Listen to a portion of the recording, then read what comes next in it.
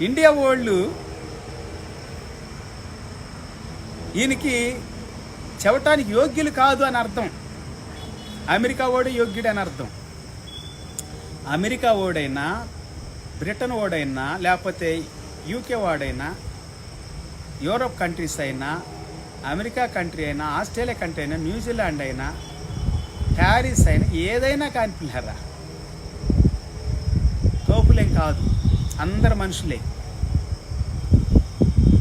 అసలు దేవుని వాక్యం ఎవరికి వచ్చింది? ఆసియా ఖండం వాళ్ళకే వచ్చింది. తెలుసా మీకు? వాక్యం ఎవరికి వెళ్ళలేదండి ముందు. వాక్యం ఏషియా ఖండంలో ఉన్నటువంటి అబ్రహాముకు వచ్చింది వాక్యం ముందు. తర్వాత యాకోబుకు వచ్చింది వాక్యం, ఇస్సాకుకు వచ్చింది, యాకోబుకు వచ్చింది, ఇశ్రాయేలీలకు వచ్చింది వాక్యం. హల్లెలూయా. అందుకే ఆసియా ఖండంలో ఉన్నవారు ఎక్కువ సేవ చేస్తున్నారు.